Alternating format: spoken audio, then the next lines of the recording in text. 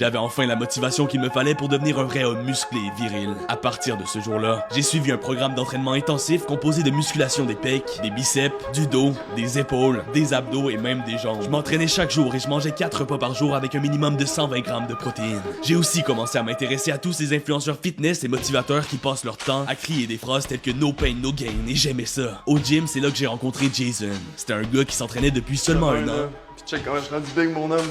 Ah ouais, c'est fort.